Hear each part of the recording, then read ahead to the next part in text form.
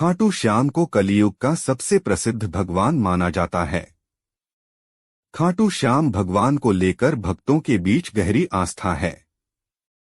इनका संबंध महाभारत काल से जुड़ा है। राजस्थान के सीकर में खाटू श्याम का मंदिर स्थित है। वैसे तो खाटू श्याम के कई मंदिर हैं, लेकिन मान्यता है कि राजस्थान के सीकर में स्थित यह मंदिर खाटू श्याम के सभी मंदिरों में सबसे ज्यादा प्रसिद्ध है। खाटू श्याम को कलियुग संसार में सबसे प्रसिद्ध भगवान माना गया है। खाटू श्याम जी के दर्शन करने के लिए लाखों भक्तों की भीड़ हर दिन उमड़ती है। मान्यता है कि जो भक्त यहां आकर भगवान के दर्शन करते हैं और मनोकामना मांगते हैं, उनके सभी मनोरथ पूर्ण होते हैं। कलियुग में खाटू श्याम के पूजे जाने के 10 महत्वपूर्ण कारण। खाटू श्याम का अर्थ है मां सैव्यम पराजित, यानी जो हारे और निराश लोगों को संबल प्रदान करता हो। खाटू श्याम को श्री कृष्ण का कलयुगी अवतार माना जाता है। खाटू श्याम का जन्मोत्सव कार्तिक शुक्ल की देवउठनी एकादशी के दिन मनाया जाता है। हिंदू पंचांग के फाल्गुन माह के शुक्ल षष्ठी से लेकर 12 तक खाटू श्याम के मंदिर परिसर में भव्य मेला लगता है। इसे 11 मेला के नाम से भी जाना जाता है। पौराणिक कथा के अनुसार खाटू श्याम पांडव पुत्र भीम के पौत्र थे। उनका नाम बर्बरीक था। भीम के पुत्र का नाम घटोत्कच था और उसके पुत्र का नाम बर्बरीक था। बर्बरीक की माता का नाम हिडिंबा था। आज के समय में बर्बरीक को ही बाबा खाटू श्याम जी के नाम से जाना जाता है। महाभारत के बर्बरीक को श्री कृष्ण ने कलियुग में स्वयं के नाम से पूजे जाने का वरदान दिया था। आज खाटू श्याम के नाम से बर्बरीक को पूजा जाता है। स्वप्न दर्शन उपरांत बाबा श्याम खाटू धाम में स्थित कुंड में प्रकट हुए और श्री कृष्ण शालीग्राम के रूर में मंदिर में दर्शन देते हैं। भगवान श्री कृष्ण को अपना शीश दान देने के कारण खाटू श्याम जी को शीश दानी भी कहा जाता है। इसके अलावा उन्हें मूर्छीधारी भी कहा जाता है। खाटू श्याम जी को विश्व का दूसरा और सर्वश्रेष्ठ धनुर्धर भी कहा जाता है। खाटू श्याम जी ने आगे वाले दल का पक्ष लिया था, इसलिए इन्हें हारे का सहारा कहा जाता है। कौन है खाटू श्याम जी? आज खाटू श्याम जी के रूप में प्रसिद्ध देवता असल में पांडवों में से भीम के पोते अर्थात घटोत्कच के बेटे हैं, जिनका असली नाम बर्बरीक है। उनमें बचपन से ही एक वीर योद्धा के गुण थे, इसलिए कहलाए हारे का सहारा। महाभारत के युद्ध में हिस्सा लेने के लिए बर्बरीक ने अपनी माता से आज्ञा मांगी। तब उनकी मां को यह आभास हुआ कि कौरवों की सेना अधिक होने के कारण पांडवों को युद्ध में परेशानी हो सकती है। इस पर बर्बरीक की मां ने उन्हें आज्ञा देते हुए ये वचन लिया कि वह युद्ध में हार रहे पक्ष का साथ देंगे। तभी से खाटू श्याम हारे का सहारा कहलाने लगे। 3 बाणधारी बर्बरीक से प्रसन्न होकर भगवान शिव उन्हें 3 अभेद्य बाण दिए थे, इसलिए इन्हें 3 बाणधारी भी कहा जाता है। इन 3 बाणों में इतनी ताकत थी कि महाभारत का युद्ध इन 3 बाणों द्वारा ही खत्म किया जा सकता था। शीश का दानी अपनी मां के कहे अनुसार बर्बरीक युद्ध में हारने वाले पक्ष का साथ देने आए, लेकिन भगवान श्री कृष्ण जानते थे कि कौरवों को हारता देखकर बर्बरीक कौरवों का साथ देंगे, जिससे पांडवों का हारना तय है। तब भगवान श्री कृष्ण ने ब्राह्मण का रूप बनाकर बर्बरीक से शीश दान में मांगा। इस पर बर्बरीक ने अपनी तलवार के द्वारा भगवान के चरणों में अपना सिर अर्पित कर दिया, इसलिए उन्हें शीश का दानी कहा जाता है। 3 बाणधारी बर्बरीक से प्रसन्न होकर भगवान शिव उन्हें 3 अभेद्य बाण दिए थे, इसलिए इन्हें 3 बाणधारी भी कहा जाता है। इन 3 बाणों में इतनी ताकत थी कि महाभारत का युद्ध इन 3 बाणों द्वारा ही खत्म किया जा सकता था। शीश का दानी अपनी मां के कहे अनुसार बर्बरीक युद्ध में हारने वाले पक्ष का साथ देने आए, लेकिन भगवान श्री कृष्ण जानते थे कि कौरवों को हारता देखकर बर्बरीक कौरवों का साथ देंगे, जिससे पांडवों का हारना तय है। तब भगवान श्री खाटू श्याम को कलियुग में हारे हुए लोगों का सहारा माना जाता है। कलियुग की शुरुआत में जमीन के नीचे से खाटू श्याम का सिर मिला था। इसके मिलने के पीछे भी एक कहानी है। मान्यता है कि जहाँ से श्याम बाबा का सिर मिला था वहाँ एक गाय आती थी जिसके थन से स्वयं ही दूध निकलकर उस जगह पर गिरता रहता था। जब लोगों ने इस बात पर ध्यान दिया तो उस जगह की खुदाई करने का फैसला किया गया। खुदाई में वहां से श्याम बाबा का सिर निकला। इस सिर को एक पुरोहित को सौंप दिया गया। इसके बाद राजस्थान के तत्कालीन राजा रूप सिंह को उस जगह पर मंदिर बनवाने का सपना है। सपना आने के बाद उस जगह पर श्याम बाबा का मंदिर बनवाया गया। कृष्ण ने ब्राह्मण का रूप बनाकर बर्बरीक से शीश दान में मांगा।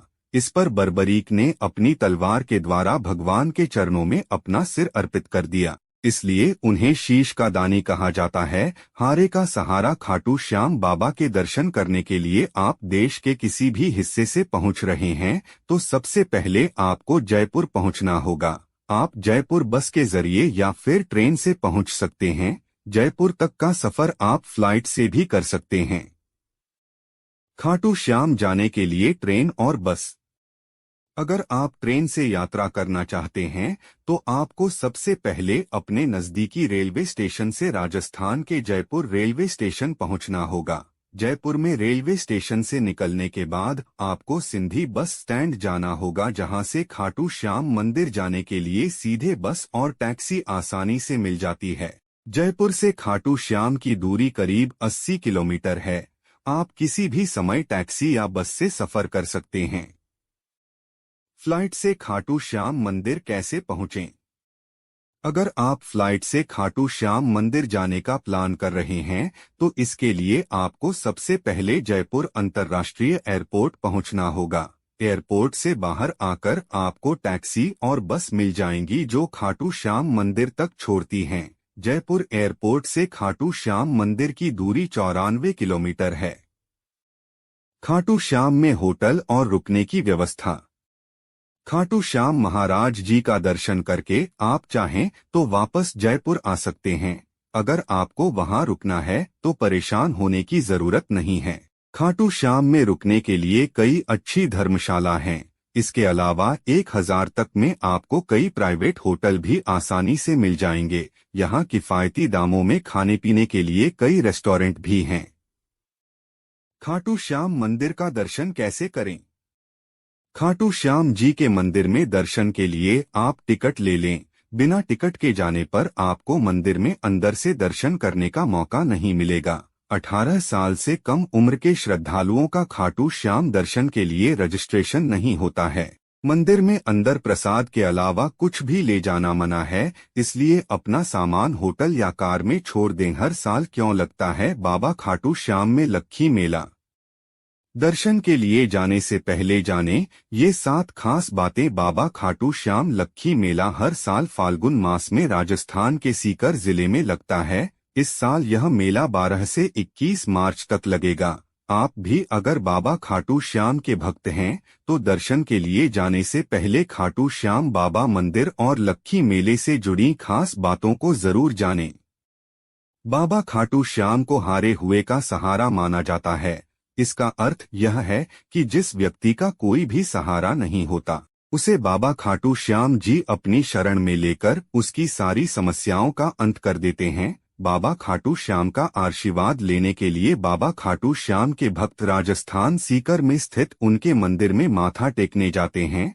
आप भी अगर बाबा खाटू श्याम के भक्त हैं तो आप राजस्थान के सीकर में श्याम बाबा के मंदिर के पास लगे लक्खी मेले में जा सकते हैं। बाबा खाटू श्याम के जन्मदिन के अवसर पर हर साल खाटू श्याम लक्खी मेले का आयोजन किया जाता है।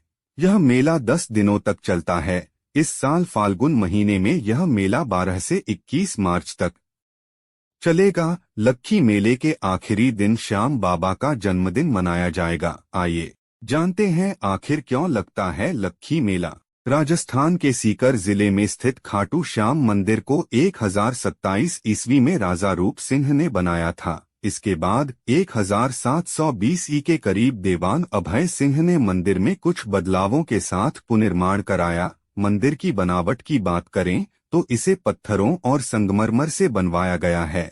मंदिर के बाहर एक प्रार्थना कक्ष है, जबकि मंदिर में एक कुंड भी है जहां पर लोग स्नान करते हैं। बाबा भक्तों की मनोकामनाएं पूरी करे। इसके लिए यहाँ पर चुन्नी और धागे भी बांधे जाते हैं। खाटू धाम के लक्खी मेले में क्या होगा खास? खाटू धाम के लक्खी मेले में क्या होगा खास? हर बार की तरह इस बार भी खाटू श्याम बाबा में लगने वाले लक्खी मेले में काफी तैयारियां की गई हैं। श्याम बाबा के मंदिर को फूलों से सजाया जाएगा और श्याम बाबा का भी श्रृंगार किया जाएगा। श्याम बाबा का श्रृंगार गुलाब, चमेली और गेंदे के फूलों सहित सुंदर वस्त्रों से भी किया जाता है। फाल्गुन मास में बाबा को चढ़ाते हैं गुलाल। फाल्गुन मास में बाबा को चढ़ाते हैं गुलाल। यह मेला होली के आसपास लगाया जाता है, इसलिए श्याम बाबा के भक्त उनके साथ होली भी खेलते हैं। श्याम बाबा के जन्मदिन पर भक्त उन्हें गुलाल भी चढ़ाते हैं और मेले में होली का उत्साह भी दिखाई देता है। गुलाल लगाने के अलावा कई तरह की मिठाई, गुजिया और खाने पीने की चीजें भी खाटू श्याम बाबा को चढ़ाई जाती है। कैसे पहुंचे खाटू श्याम बाबा धाम में लगे लक्खी मेले में? कैसे पहुंचे खाटू श्याम बाबा धाम में लगे लक्खी मेले में? आप भी अगर राजस्थान के सीकर में लगने वाले लक्खी मेले में दर्शन करने जाना चाहते हैं तो आपको इसके लिए सबसे पहले जयपुर आना होगा। खाटू श्याम मंदिर जयपुर से 80 किलोमीटर दूर खाटू गांव में स्थित है। रिंगस नाम का रेलवे स्टेशन सबसे पास पड़ता है। रेलवे स्टेशन से निकलने के बाद आप टैक्सी या जीप की मदद से खाटू धाम में लगने वाले मेले में पहुंच सकते हैं। वहीं अगर अपनी गाड़ी से दिल्ली या आसपास की जगहों से जा रहे हैं तो 5 से 6 घंटे का समय लग जाएगा। यूं ही नहीं कहते हारे का सहारा बाबा खाटू श्याम हमारा, ऐसे बने खाटू श्याम। भगवान खाटू श्याम को भगवान श्री कृष्ण के कलयुगी अवतार के रूप में जाना जाता है। ऐसा कहे जाने के पीछे एक पौराणिक कथा हाथ है। राजस्थान के सीकर जिले में इनका भव्य मंदिर स्थित, जहां हर साल बड़ी संख्या में श्रद्धालु आते हैं। लोगों का विश्वास है कि बाबा श्याम सभी की मुरादें पूर्ण करते हैं और रंग को भी राजा बना सकते हैं। खाटू श्याम की कथा। लाक्षागृह की घटना में प्राण बचाकर वन भटकते पांडवों की मुलाकात हिडिंबा नाम की राक्षसी से हुआ। यह भीम को पति रूप में प्राप्त करना चाहती थी। माता कुंती की आज्ञा से भीम और हिडिंबा का विवाह हुआ, जिससे घटोत्कच का जन्म हुआ। घटोत्कच का पुत्र हुआ बर्बरीक, जो अपने पिता से भी शक्तिशाली और मायावी था। बर्बरीक देवी का उपासक था। देवी के वरदान से उसे 3 दिव्य बाण प्राप्त हुए थे, जो अपने लक्ष्य को भेद कर वापस लौट आते थे। इनकी वजह से बर्बरीक अजय हो गया था। महाभारत के युद्ध के दौरान बर्बरीक युद्ध देखने के इरादे से कुरुक्षेत्र आ रहा था। श्री कृष्ण जानते थे कि अगर बर्बरीक युद्ध में शामिल हुआ तो परिणाम पांडवों के विरुद्ध होगा। बर्बरीक को रोकने के लिए श्री कृष्ण गरीब ब्राह्मण बनकर बर्बरीक के सामने आए। अनजान बनते हुए श्री कृष्ण ने बर्बरीक से पूछ कि तुम कौन हो और कुरुक्षेत्र क्यों जा रहे हो। जवाब में बर्बरीक ने बताया कि वह एक दानी योद्धा है, जो अपने एक बाण से ही महाभारत युद्ध का निर्णय कर सकता है। श्री कृष्ण ने उसकी परीक्षा लेनी चाही तो उसने एक बाण चलाया, जिससे पीपल के पेड़ के सारे पत्तों में छेद हो गया। एक पत्ता श्री कृष्ण के पैर के नीचे था, इसलिए बाण पैर के ऊपर ठहर गया। श्री कृष्ण बर्बरीक की क्षमता से हैरान थे और किसी भी तरह से उसे युद्ध में भाग लेने से रोकना चाहते थे। इसके लिए श्री कृष्ण ने बर्बरीक से कहा कि तुम तो बड़े पराक्रमी हो, मुझ गरीब को कुछ दान नहीं दोगे। बर्बरीक ने जब दान मांगने के लिए कहा तो श्री कृष्ण ने बर्बरीक से उसका शीश मांग लिया। बर्बरीक समझ गया कि यह ब्राह्मण नहीं कोई और है और वास्तविक परिचय देने के लिए कहा। श्री कृष्ण ने अपना वास्तविक परिचय दिया तो बर्बरीक ने खुशी खुशी शीश दान देना स्वीकार कर लिया। रात भर भजन पूजन कर फाल्गुन शुक्ल द्वादशी को स्नान पूजा करके बर्बरीक ने अपने हाथ से अपना शीश श्री कृष्ण को दान कर दिया।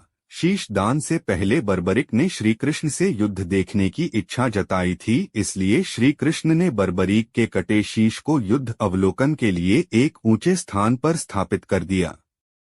युद्ध में विजय श्री प्राप्त होने पर पांडव विजय का श्रेय लेने हेतु वाद विवाद कर रहे थे।